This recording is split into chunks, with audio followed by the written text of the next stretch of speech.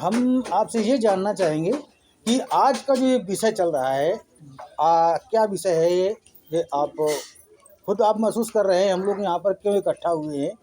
तो जब आदमी का देहावसान हो जाता है तो उसके जो दूसरे तीसरे दिन जो कार्यक्रम किया जाता है, ये क्यों किया जाता है, ये इसका मतलब क्या है, क्या हम आपसे जान सकते हैं?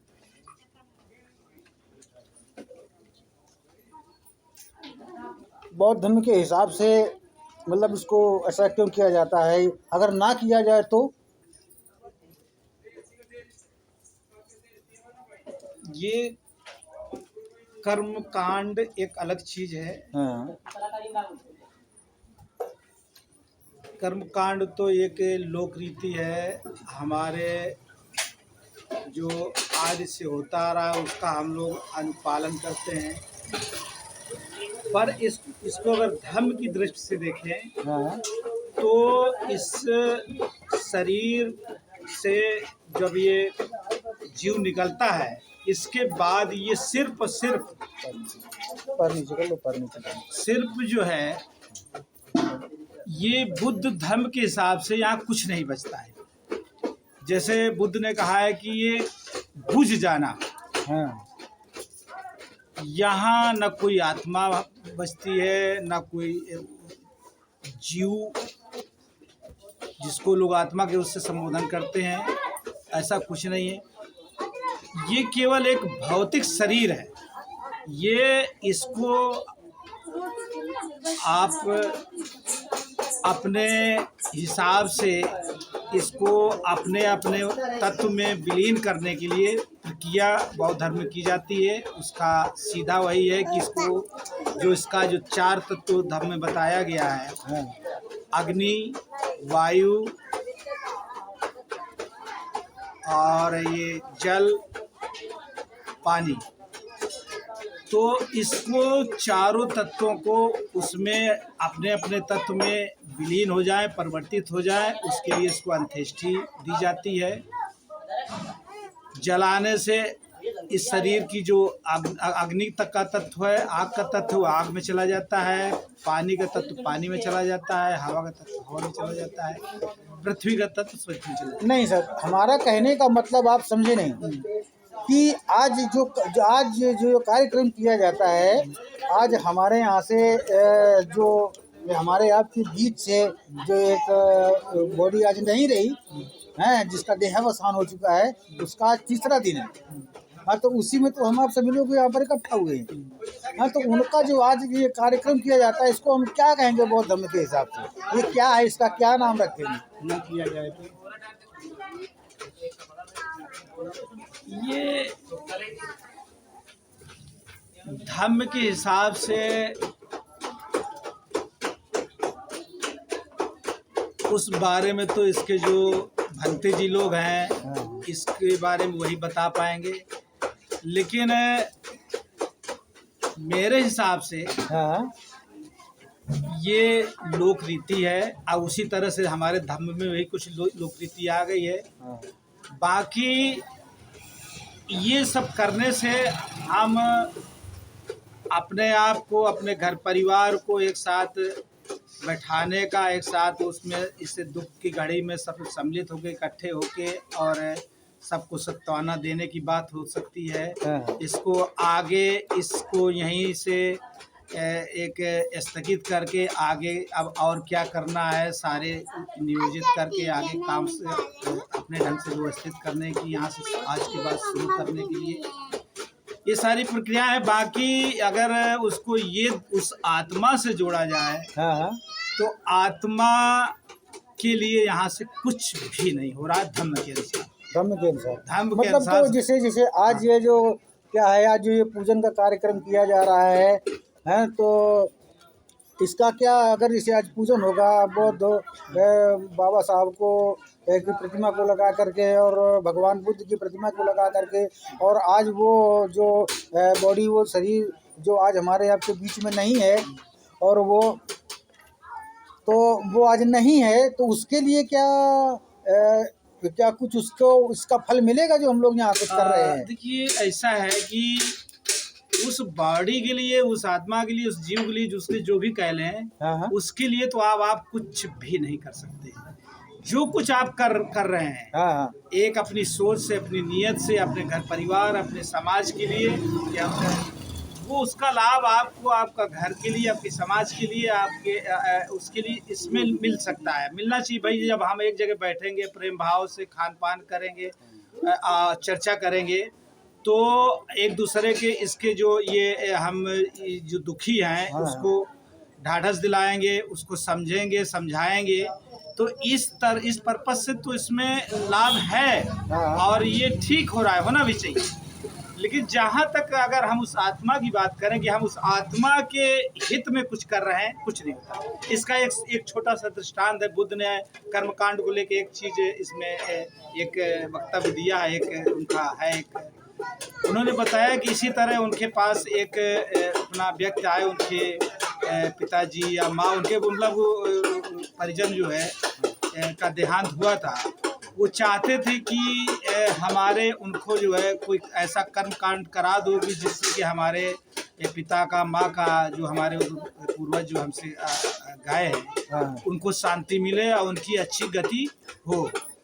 तो बुद्ध सीधे मना नहीं किए थे। वो जानते थे कि ये बुद्ध भी बहुत बुद्धि थे, तो समझते थे कि ये सामने वाले को हमें कैसे संतुष्ट करना है।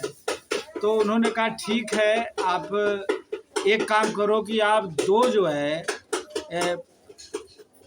मिट्टी की हड़िया ले आओ, हाँ। और वो दोनों हड़िया में, एक में कंकड़ पत्थर भरना और एक में घी भरना, हाँ।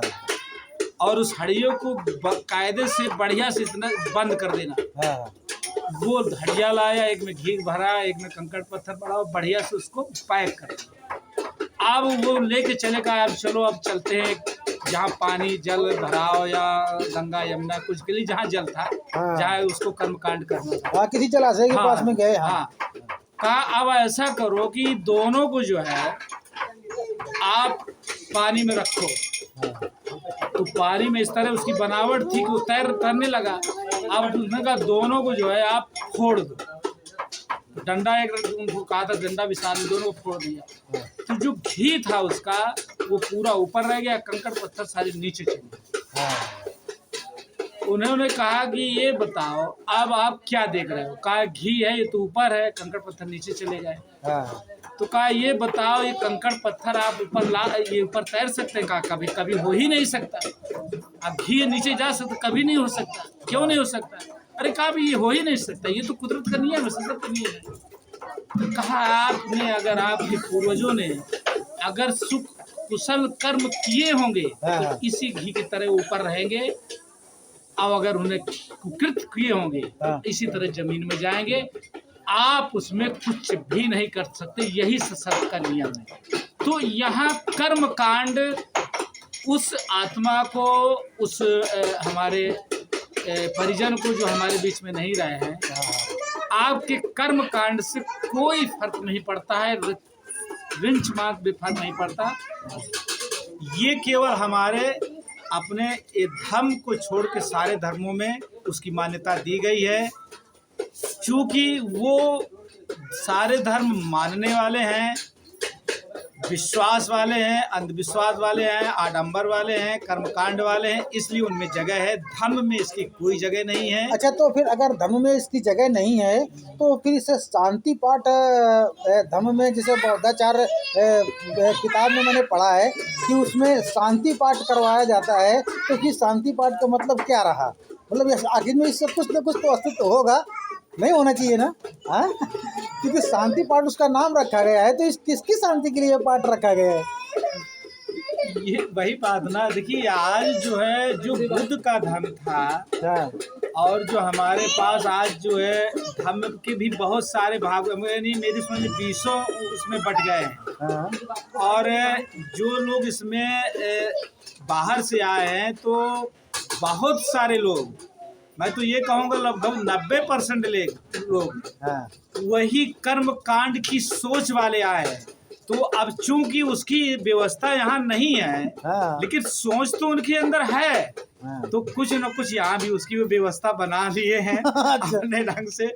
और हमारे भंते जी भी उसका कहीं न कहीं उनको लगता है कि हमें इससे व्यक्तिगत हमें लाभ भी मिल रहा है, धन से संबंधित और एक नहीं, मगर सम्मान से नहीं नहीं नहीं नहीं नहीं संबंधित। नहीं नहीं, जैसे हमारे भंती जी हैं, वो पैसे पर तो बिल्कुल जोर नहीं देते हैं, और उनको अगर दान भी दिया जाए तो वो मतलब इस तरह से दान नहीं लेते हैं, वो एक गुप्त दान लेते हैं। तो फिर जब ऐसी बात है तो उन्हें फिर ये भी समझना चाहिए हमारे त्रिपिटक में हाँ। इसकी कोई व्यवस्था नहीं है।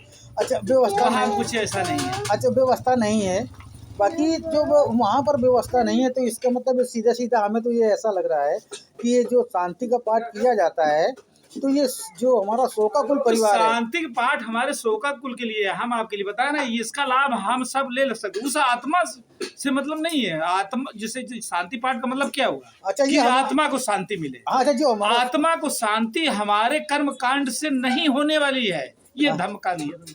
अच्छा जो हमारा ये विचार है। शोकाकुल है, जिस परिवार से वो आज जो बॉडी चली गई है, जिसका देहावसान हो चुका है, तो उसके जो परिवारजन लोग हैं, ये उनकी शांति के लिए पाठ हो रहा है, क्योंकि वो तो चला गया है ना। भाई कहा नहीं जाता है कि भाई उस परिवार को शांति मतलब जिस तरह परिवार एकदम बेचैन है, शांत है, हाँ हाँ इतना बड़ा उनके अंदर दुख आया है। हाँ, तो ये सब तमाम सारे इस परिवार को शांति मिले, ये परिवार को थोड़ा ज्ञान हो, और ये जो आगे की जिंदगी अपनी अपने ढंग से आज जीने में सक्षम हो। चूंकि अभी तो ये शांति इस जो परिवार है, जो भोग रहा है, दुख भोग रहा है इस समय, हाँ। उसके उस पर इसका हाँ, जो असर ये होता है। कि आज तीसरा दिन हो गया, सारे लोग बिल्कुल गमगीन घूम रहे हैं और उसी के शोक में हैं। अगर ये कार्यक्रम इस तरह से अगर किया जाता है तो उनका जो सोच का जो दिमाग है, जो माइंड दुख की ओर, गम की ओर चल रहा है, वो जो ये कार्यक्रम जो है तो फिर थोड़ा दिमाग उनका कार्यक्रम की ओर डिवाइड होगा, है ना। तो इस तरह से उसका जो है, तो जब ये कार्यक्रम की तरफ ये तमाम लोगों को देखेंगे